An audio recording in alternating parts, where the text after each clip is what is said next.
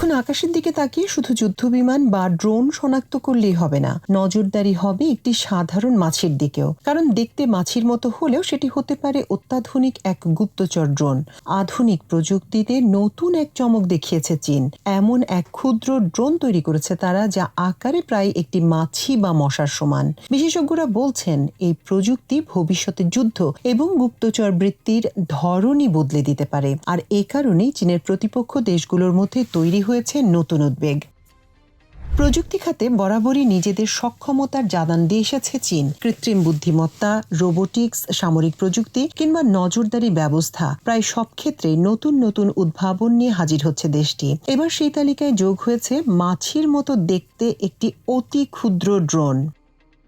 চীনের national university of defence technology বা NUDTর গবেষকরা তৈরি করেছেন এই ড্রোন, যার ওজন মাত্র 0.3 গ্রামেরও কম, দৈর্ঘ্য মাত্র 1 থেকে 2 সেন্টিমিটার। দেখতে এতটাই বাস্তবসম্মত যে সাধারণ মানুষ এটিকে একটি সাধারণ মাছি বা মশা ভেবেই ভুল করতে পারে।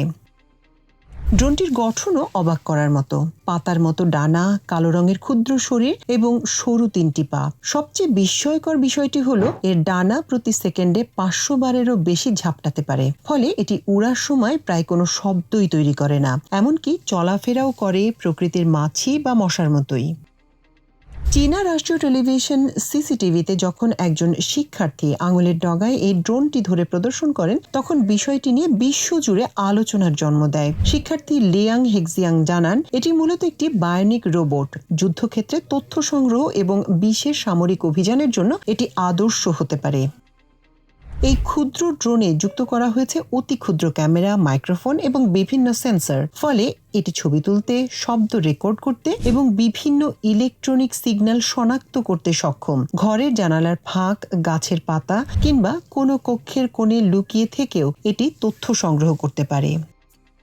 বিশেষজ্ঞদের মতে ভবিষ্যতের যুদ্ধক্ষেত্রে এমন প্রযুক্তি বড় ধরনের পরিবর্তন আনতে পারে। শত্রুপক্ষের সামরিক ঘাঁটি, গুরুত্বপূর্ণ সরকারি ভবন কিংবা গোপন বৈঠকের স্থান থেকে তথ্য সংগ্রহের কাজে এটি ব্যবহৃত হতে পারে। সবচেয়ে বড় বিষয়টি হলো, লক্ষ্যবস্তু হয়তো বুঝতেই পারবে না যে তাকে নজরদারিতে রাখা হয়েছে। তবে প্রযুক্তিটির কিছু সীমাবদ্ধতাও রয়েছে। আকারে অত্যন্ত ছোট হওয়ায় ব্যাটারির সক্ষমতা কম, ফলে দীর্ঘ সময় আকাশে থাকতে পারে না। এছাড়া প্রবল বাতাসেও নিয়ন্ত্রণ হারানোর ঝুঁকি রয়েছে। তবে এসব সমস্যা কাটিয়ে উঠতে কাজ করছেন চীনা বিজ্ঞানীরা।